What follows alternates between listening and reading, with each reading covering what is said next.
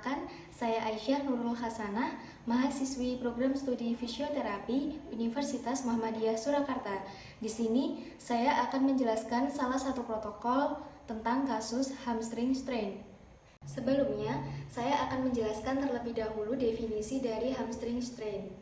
Apa sih yang dimaksud dengan hamstring strain?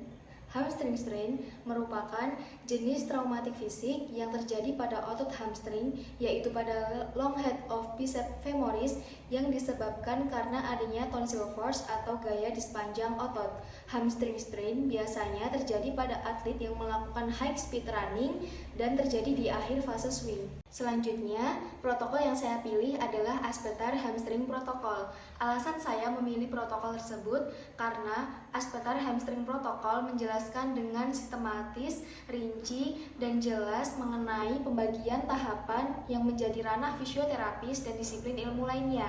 Selain itu, juga menggunakan bahasa yang mudah dipahami dalam penjelasan asesmen yang diberikan, kemudian strength measurement, back to sport, sampai program rehabilitasi pada atlet yang mengalami kasus hamstring strain.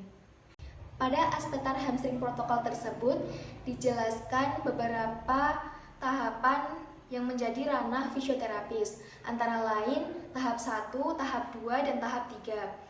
Tahap 1 bertujuan untuk meningkatkan penyembuhan jaringan yang mengalami cedera. Sementara tahap 2 dan tahap 3 bertujuan untuk mengembalikan kekuatan otot hamstring tanpa disertai nyeri mulai dari mid-range sampai longer hamstring length. Kemudian mengembangkan neuromuscular control pada pelvic dan trangnya dengan kecepatan yang progresif, serta bagaimana membuat si atlet pada saat melakukan running dengan kecepatan yang maksimal tidak disertai dengan nyeri. Selanjutnya, beberapa tahapan lain yang menjadi ranah dari disiplin ilmu lainnya antara lain tahap keempat, atlet melakukan latihan sepak bola yang ringan, tahap 5, melakukan latihan sepak bola yang sedang, dan tahap 6 melakukan latihan sepak bola yang berat. Nah, pada tahap keempat dan kelima tersebut, fisioterapis dan disiplin ilmu lainnya, misalkan coach pada atlet tersebut, bekerja sama agar si atlet bisa kembali ke full of sport spesifiknya.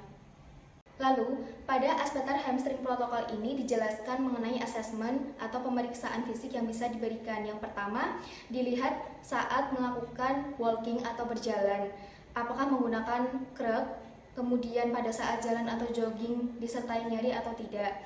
Lalu yang kedua, dilihat saat standing trunk flexion. Ada 4 hal yang bisa dicek, apakah mampu menyentuh knee-nya, apakah mampu menyentuh mid-shins-nya, apakah mampu menyentuh ankle-nya, dan apakah mampu menyentuh lantai. Kemudian yang ketiga, dilihat saat melakukan double leg squat sebesar 90 derajat. Yang keempat, dilihat saat melakukan single leg squat sebesar 45 derajat. Yang kelima, dilakukan palpasi pada lokasi nyeri pada otot hamstring yang mengalami strain. Kemudian diukur panjang atau jarak lokasi nyeri dari ischial tuberosity. Mengapa ischial tuberosity? Karena berkaitan dengan oligoinsersio dari otot hamstring. Lalu yang keenam, dilakukan pengukuran ROM atau range of motion. Beberapa gerakan yang bisa dilakukan untuk mengukur ROM antara lain ada passive SLR test, kemudian ada maximal hip flexion active knee extension test, dan ada yang namanya pain-free passive knee extension test. Measurement yang bisa dilakukan antara lain ada isometric inner range strength test, lalu eccentric mid-range strength test, kemudian ada eccentric outer range strength test, dan lain sebagainya. Selanjutnya, untuk back to sport atau return to sport dapat dilakukan dynamic flexibility, kemudian Nordic hamstring exercise, dan isokinetic strength test. Berikut ini beberapa gambar disertai dengan prosedur untuk melakukan return to sport atau back to sport.